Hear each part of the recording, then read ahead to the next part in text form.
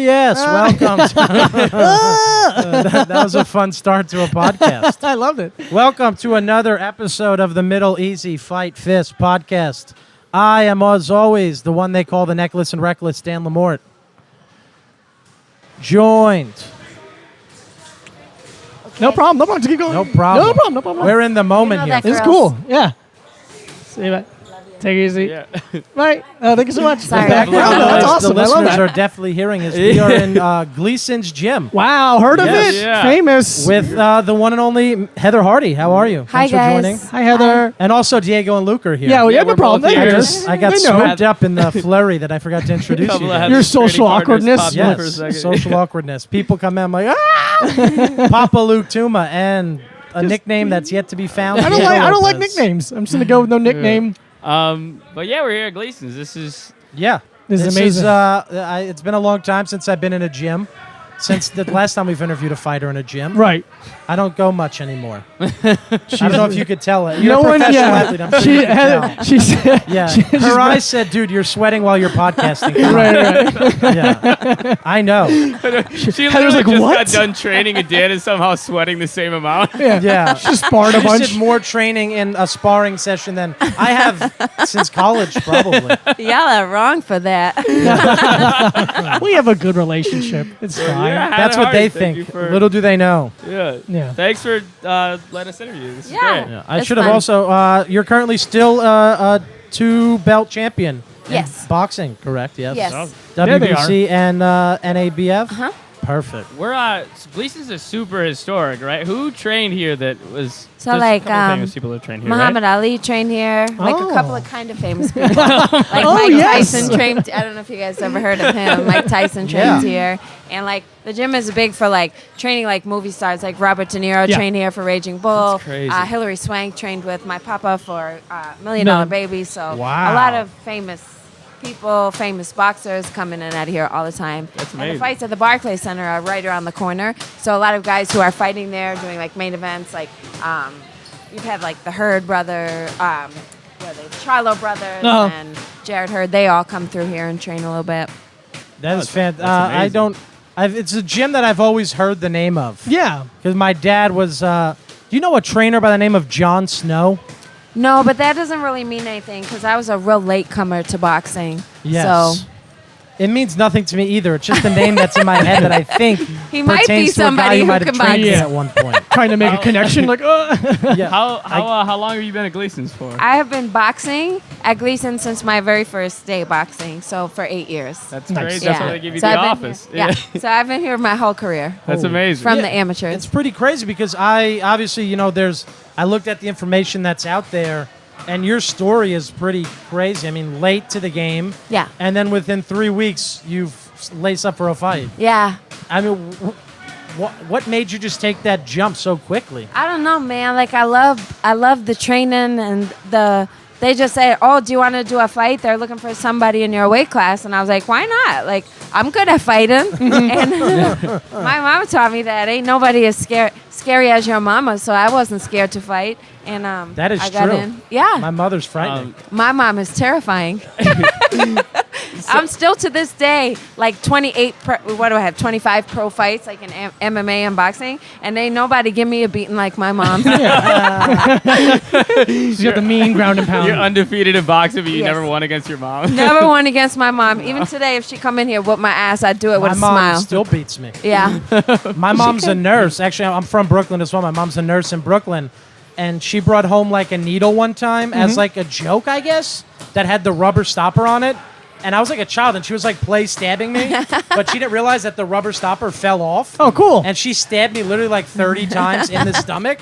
And I remember my shirt was just filled with blood. And I was like, why are you doing this, Mom? I'm supposed to love you. And like, it was just like my little shirt was just soaked with blood and my little boy tears. It's weird you didn't develop a weird complex for I know, this. right?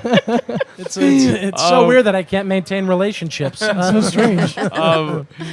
So you started late, and you said it was because like you were kind of in a rough spot life wise, and then you got into boxing. Did you know was boxing something you wanted to do for years before that, or were you just like, I'm angry at the world or someone specific and I need to get the aggression out? I never boxed or fought because I was angry. I always boxed and fought because I loved it. And I didn't go to boxing because it was like my passion. I was living with my sister, and both of us each had kids and no child support. So it was like 2 single moms and 2 kids, and I was working so much, and my kid's sister was like almost like my wife, and I was like the husband, Yeah. And they opened up a small little karate gym in my neighborhood, and my sister gave me a gift certificate and was like, I'm tired of looking at your face every night. Like, you have to, all you do is work and bitch. Just go work out. Yeah. So I had went, and that was where I had my first kickboxing fight. I had done about 6 or 8 months in kickboxing before I came to Gleason's. Wow. And that was where I walked in, had 3 weeks of training, did my first fight. I won my first kickboxing fight. And then I was like, Chris Algieri, I don't know if you know Chris Algieri, former world champion. Very good. Yeah. He was kickboxing for a world title for my very first amateur kickboxing fight. So I was like at this huge venue, and I walked through this huge crowd, and I was like, what the are you doing? What are you doing? And then I won my fight, and it just felt like, well, I can't imagine not ever doing this again. Right. That's amazing. Were you an athlete growing up? Like, Hell no.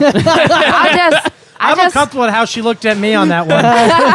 She played it too, which is crazy. No, I wasn't an athlete. I'm still not a friggin' athlete. I hate exercising, but I love to fight. Yeah. I hate dieting, but I love to fight. So you picked it up so quickly and you won your first fight 3 weeks in. Was there something that you were good at right off the bat? Like, were you powerful right off the top, or did you have good cardio right off the top? What was your... My coach always tells me I'm real good at getting punched in the face. It was tough. Right? And it's like if you can take a punch in the face and still keep going forward, that's something you can't learn. You know? So I always felt like if I had that, you can learn all the other stuff. Yeah. And like you guys all saw my second MMA fight, like where my face got rearranged, and I was still like, Coach, I'm fine. I'm fine. Yeah. You know, it's like you can't teach You that. broke your nose in that fight, right? I broke my face in that fight. Forget about my nose. I broke my face in that fight. Was that the first loss you ever taken in the ring? Because I know you're undefeated in boxing. I mean, I'm undefeated as a professional in boxing, but I had been defeated in the amateurs. And it's like, people were so surprised, like, oh my God, how is she going to take it? Like, I've been homeless before. I've taken so many hits in regular life that was just like, man, that sucked. But then back to regular life, right? Yeah. Because I have to work and do all the other things. So that's what I've noticed about you is you handle the negative side of things so much better than a lot of people. Yeah. Because when you transition into MMA, I remember even in the last Bellator fight, because since we're in the MMA world, a lot of the accounts, I see their tweets, and they're not always the most positive. Yeah. But you just come out and you win anyway. You won the last MMA fight. You know why? Because I'm very self-aware. And other people's tweets and comments and stuff only really bother you when it's like something about yourself that you can't admit, right? Right. It's someone want to tell me I'm fat, I'll be like, yeah, you know what? I gained 15 pounds. Fuck you, right? Yeah. Like someone tell me I'm ugly, I'm like, yeah, no, I'm not like the cutest or whatever. Like the things don't bother me because I'm like super self-aware.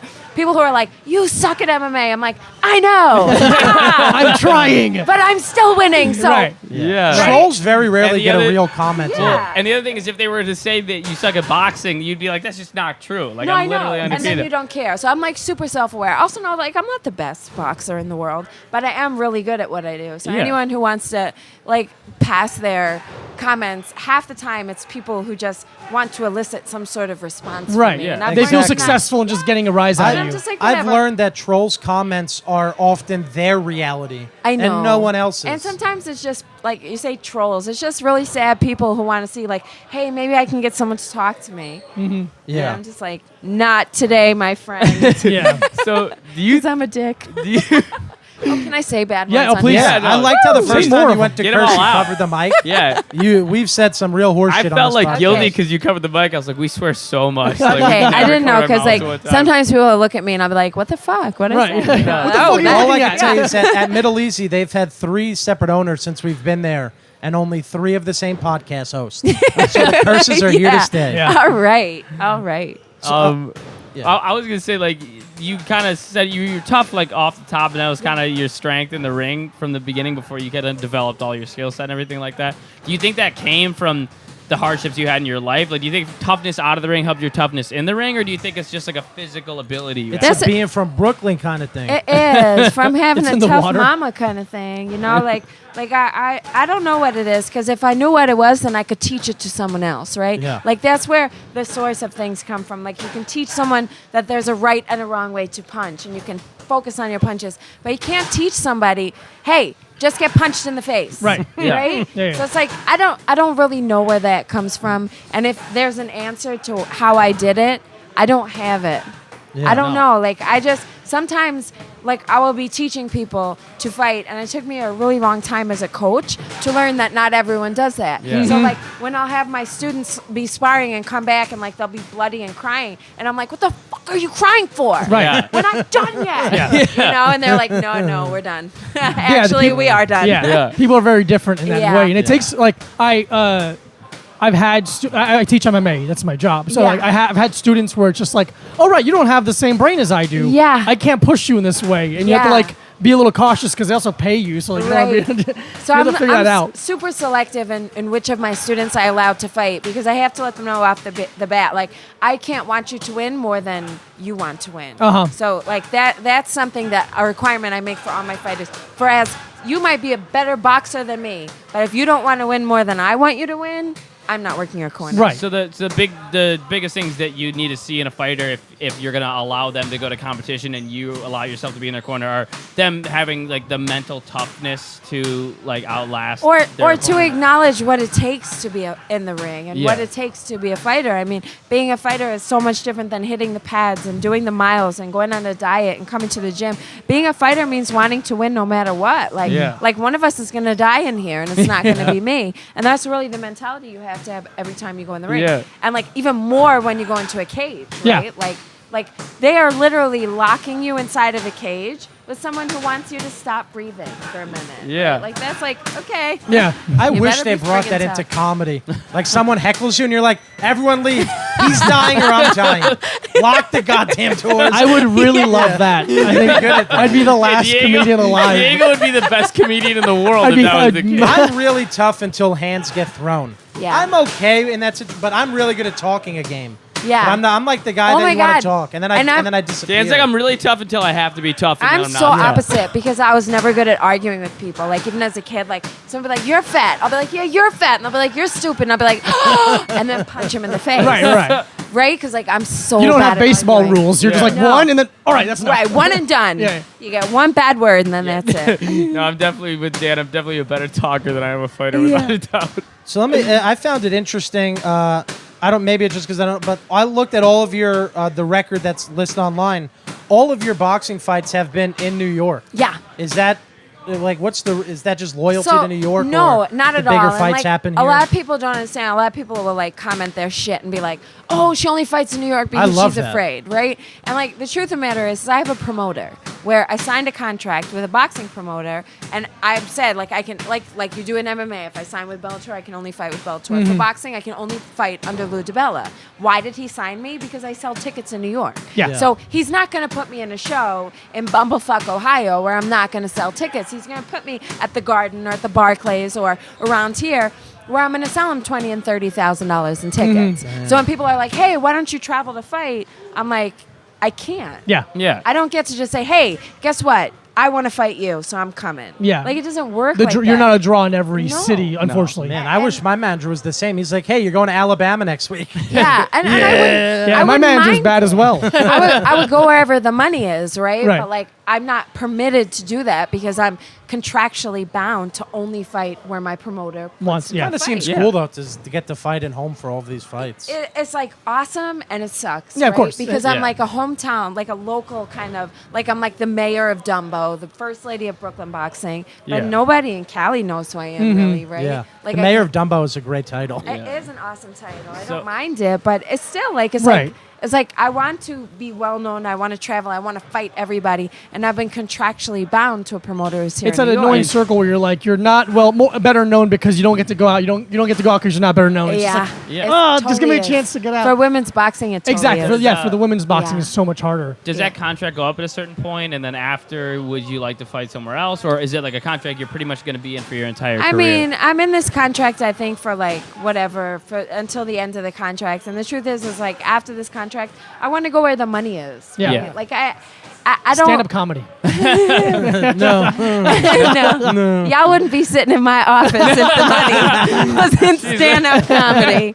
Trust She's me. like, you guys are sweating next to a bunch of dirty This boxing. is the first gloves. time we've done a podcast in a room in a long time. We usually do it in a car. Yeah. Okay. So, So, it's no kind money. of a step up. The first, Right. Yeah. the mayor of Dumbo. Yeah. Yeah, the Mayor Dumbo's office. We're in the mayor's office. Yeah, exactly. It's very, The question I wanted is, I'm sure it's been asked, but when you decided to start fighting MMA, was there more positivity in that decision from the MMA community or the boxing community? Oh my God, the boxing community act like I just cheated on my husband. I swear, like I was having an affair, and like it's They're it's such really purists. True. No, I know, and it's so true. You know, like Paulie Malignaggi made this comparison, and I can't let it go because it's so true. And it's like boxing is like that bad girlfriend, that bad boyfriend that cheats on you and spends all your money and doesn't have a job and just lays on your couch and eats all your food.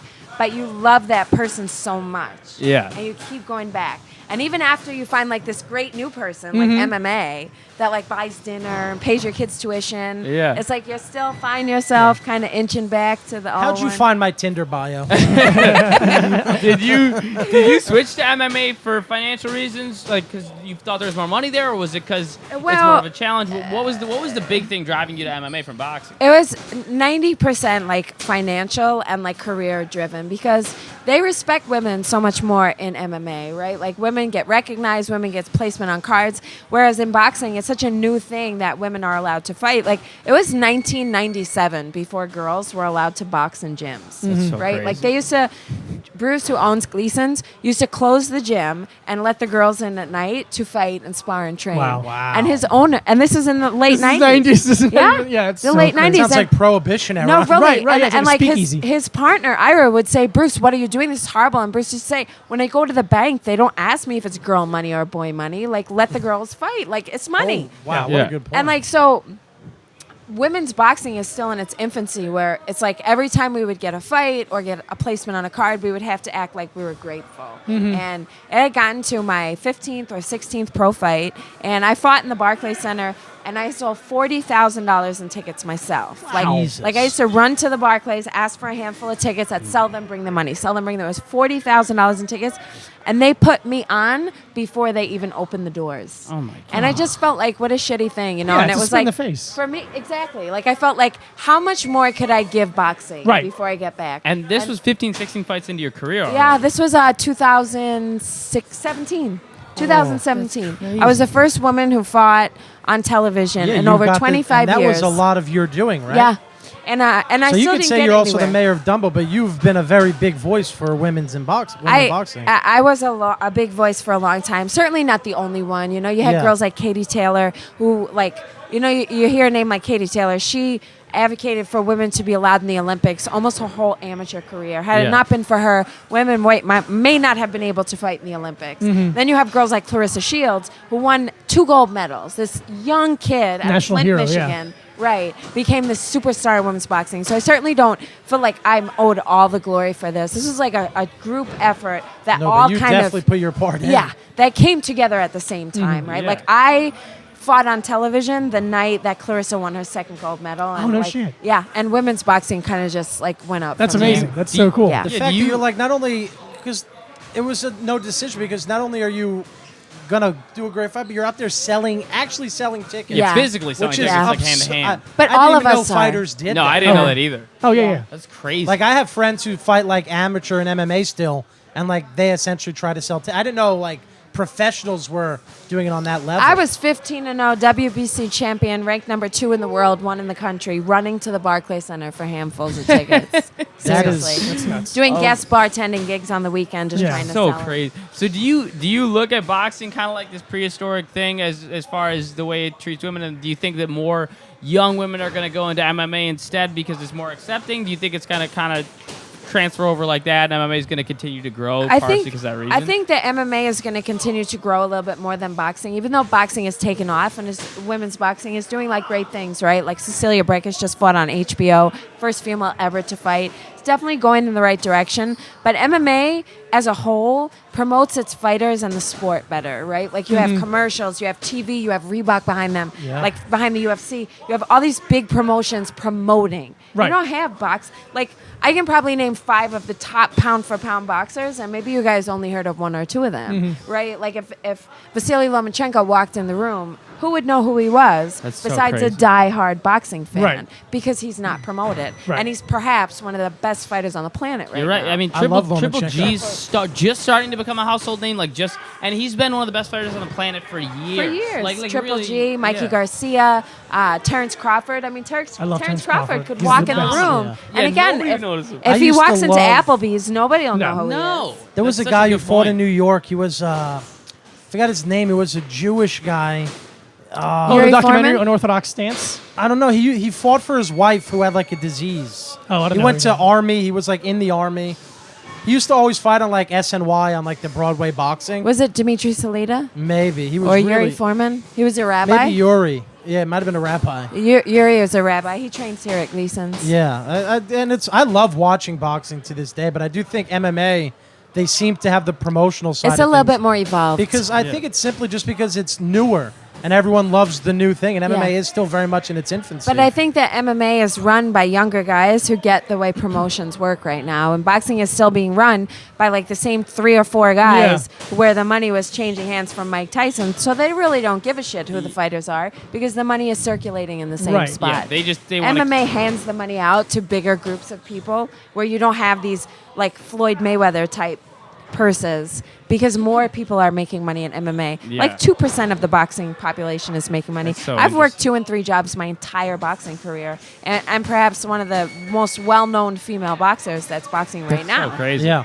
So that's what we talk about that so much on the podcast is about how the pay in fighting isn't that great. you Yeah. know? Like the Considering UFC, what they we put do. out commercials about how cool it was that Stipe Miocic was their heavyweight champion and a firefighter. And it's like, don't be proud. that's of not cool, man. Stop No. bragging about That's you. not Your cool. champion needs Yeah. to be a firefighter. Yeah. Yeah. That's not good. Yeah. Do you, Because also we don't get health insurance, we don't have pension benefits, That's we don't have any crazy. of that stuff. Like That's And so I was crazy. so happy to get a job around the corner where I was like, I had the first time in 9 years I've had health insurance since my divorce, and I'm like, I finally got a job. Like I'm kind of 21-0, 2-1. Right. Got a job. But I finally got a job. Do you think starting boxing at an older age was beneficial to you? I do because I was already very well aware of what it takes to be successful. Yeah. Like I didn't have much time to fuck around, right? Right. Like I see a lot of these kids in the gym who are so talented, but they're fucking around. They're not putting in the time. They're not putting in the effort. Like, you know, what they say, like hard work beats talent when talent don't work hard. Yeah. And I see that all the time. And one of my not my coach, but someone from boxing, Russian Mike, used to tell me all the time, like, you're not talented. You're not blessed. Because I don't have natural Right. talent. I had to work hard my whole career. God, that's and so I attribute interesting that. to hear Yeah. someone say that. You're like, I don't think I have natural I'm talent. not talented at all. Like I'm not an athlete. I'm not an athlete. I'm just really resilient and I'm good at fighting. And you have a good sense of urgency. That's yes. great. I have a 14-year-old. That'll Yeah. do Yeah, it. that'll wake you up. That's the thing too, is that you, like someone who's super young, even if they're really athletically gifted. Also, the other thing is that if you're really athletically gifted off the bat, you don't have to work as hard to show your talents to everybody, you know, Right. because you don't have to develop as much. You're born with so much talent. It's now you don't have to develop so many skills to compensate. And I also think that boxing, like, we're not just athletes, we're also performers, right? And you have to not just be good at what you do, but you have to make people want to see you. Yeah. So part of my job was being good at business and being smart and being marketable and figuring out how can I make people want to see me. Not just by fighting, because there are tons of fighters who are good Right. that don't know how to put themselves out out there, so people are asking for them. Yeah. So I felt like it was kind of like a twofold kind of job. I had to be a ticket seller. I had to market myself, and then I had to learn how to fight good. Maybe you would be a good stand-up. You just described what we have to do, too. I think that's why we always draw the comparisons, because there's so much. People never actually see the work that goes in besides the fight. Right. They only see the finished product. Oh, for sure. Which even usually isn't even a finished product. For sure. And then that's when you get a lot of people who are like, oh, she's not even that good. So-and-so is better. This one's better. This one's better. And I never denied that. There are tons of girls who are better at boxing than me. But you know what? Maybe they just weren't as smart as me to get as far as I got. Yeah, right? which is you still have to skill. utilize You it have all. to do all the things. It's not just some of the things. You have to do all the things. Yeah, and I also think your style of fighting makes you more marketable because Perhaps. it's just more fun to watch. And Yeah. you know, maybe in certain cases it's not as clean as other fighters' styles, but it's definitely more marketable. Like even in MMA, you see the guys people like to watch. People like to watch the Robbie Lawlers. They like to watch the Justin Gaethjes because of the way they fight, because they're brawlers. Sure. And they'll get behind, but then they'll come back and they'll Yeah. tough it out, and they're gritty. And Yeah. You also have noticed the that? brightest shorts in MMA. I know. I love those friggin' shorts. I ordered 6 pairs. So stay tuned. There'll be more of those shorts.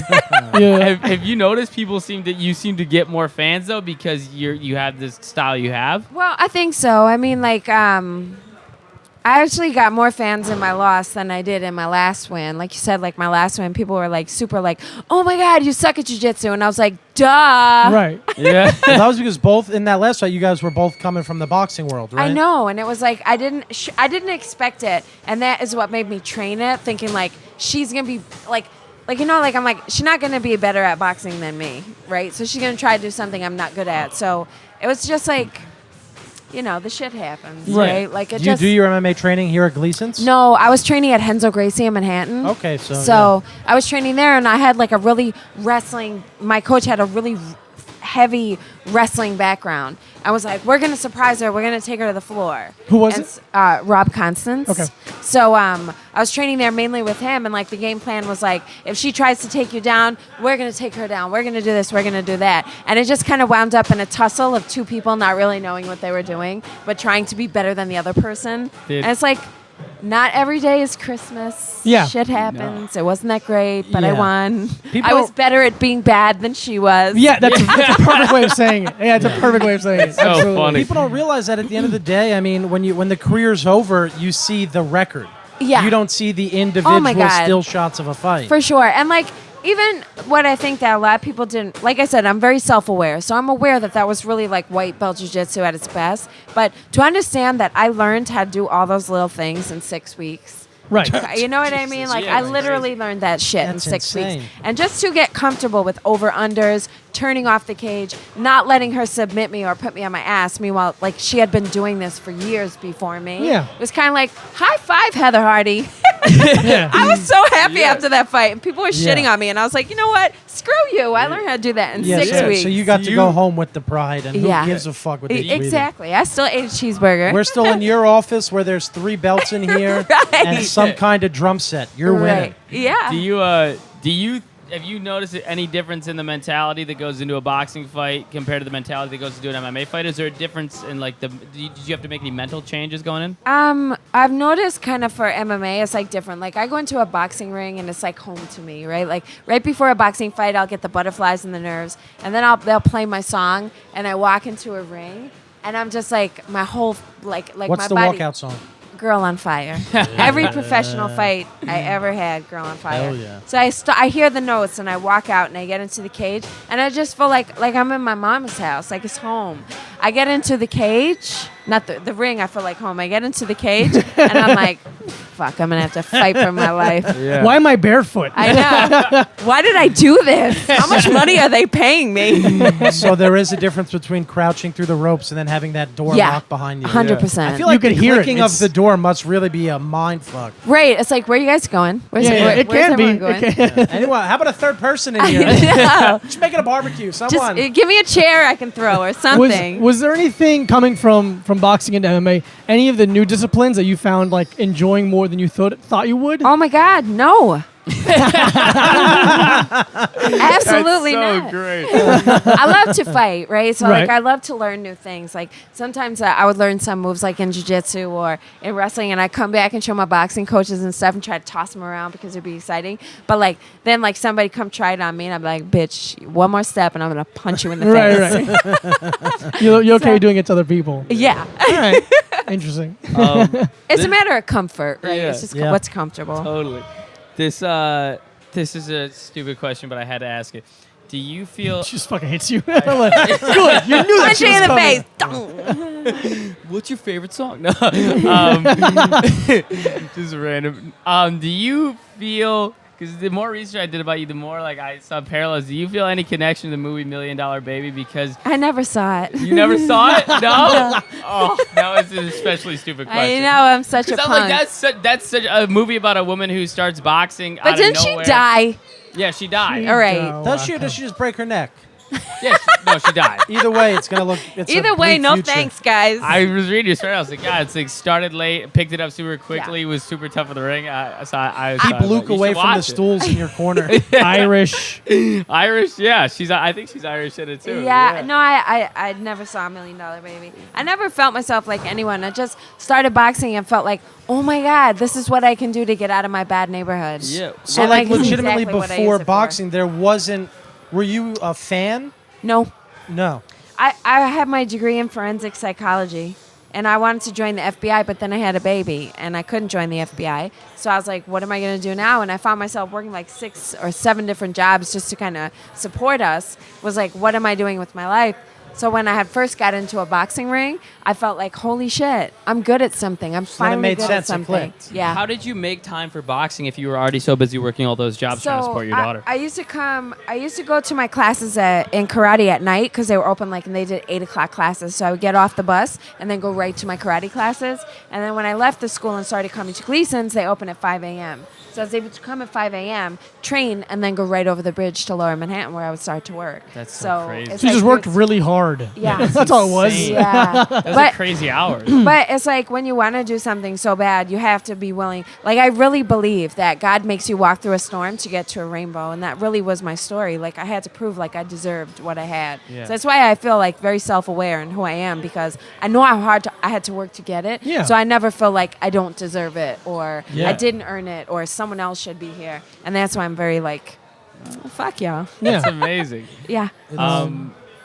Yeah, I mean, the other thing I was going to ask is where in Brooklyn did you grow up exactly? I grew up in Garrettson Beach, so Hey. it's like a really small Irish neighborhood on the other side of Brooklyn, and it's like lower class. It's not a bad neighborhood in the sense that it's not dangerous. Like, it's like, you know, 3rd generation off the boat from Ireland, but it's not good for children because growth is not promoted. Survival is. People say you'll never leave. You'll always wind up here, and you'll always be lower to working class. And I so wanted my daughter to be in an environment where she could thrive. Right. Which is where she is now. That's So I amazing. feel like boxing helped me get my kid out. Not a lot of kombucha bars there, I'm assuming. No. Not a lot No of- Starbucks no in the Starbucks there. neighborhood. Wow. No. Well, looks like we're not going there later. Not too many curly mustaches. Right there. So you know what the beach is. Yeah. It's beach rats. Yeah, I'm my a beach rat. grandparents still live in Marine Park. They never Really? made it out. Okay. They made the right choice, so they got their house for about $4,000. Yeah. and now Jesus it's about Christ. 800,000. Well, that's Holy what it is. shit. In Garrettson Beach, like, you wait for your parents to die so you can move into their house. Yeah, you hear The this, oldest Granny? one Kick is the like, bucket. That's what it is. And now, like, these houses that they bought for $22,000 are worth $500,000 just because they're in so Brooklyn. amazing. Yeah. And they're literally like shit shacks, Yeah. right? Yeah. I was Right, born yeah, in yeah. Park Slope Yeah. when Park Slope wasn't a good place to Yeah, be born. yeah. And now it's like There's a Starbucks on every Yeah. corner. Yeah, totally. You can't get a slice of pizza without spending $5 For sure. Is For sure. with the grape soda. is your daughter interested in fighting at all, or No, you're my keeping her away kid, from that? my kid does not think I'm cool. She doesn't think what I'm doing is cool. She doesn't think it's fun. I'll be like, "Hey, mom's gonna be on TV," and she'll be like, "You know, it's like whatever, mom, get out of my face." Still a mom. You're still Yeah. mom. So it but doesn't she's matter. like an artist and into music. Like, kids always want to do the other stuff that you Exactly. don't Totally. do. I Like, very rarely have met a public figure whose children are excited that their parent is somebody. no, I think she that- still makes me walk her to the corner. She'd be like, "Mom, do not turn that corner." Oh, like Do don't go not. all the way. Yeah. Right, Yeah. right, right. Whenever I so see funny. someone doing what their parents did, I always feel kind of bad for them. Like when their parents like Totally. a really good football player, like they're doing football. I'm like, that sucks. I just feel like you're following and you Yeah. don't. I You know, also feel She has like You might zero love it, but- interest in I me. also feel like if the kid is that obsessed with the parent, it's probably because the parent didn't give him enough love. Yeah. So it seems like you're a good parent. You If hear Yeah. that, your Jaden daughter's My Smith? got her kid own hates thing me. she wants to do. She's got her own life. She's like, Mom. Yes, my Are kid we- hates me. Right on track. Exactly. Well, That's how thank know you for you're- sitting down with us. Cool. We know Thank you got to you so get out of much. here. You This gotta was get a out of blast. here. It's 8 o'clock. Thanks for doing the Hardy, interview, thank you so and much. we'll hopefully have you on soon. Yeah, Awesome. absolutely. Thanks, All right. guys. Good luck with Bye. everything. Bye, Middle Easy fans. Bye. Thanks.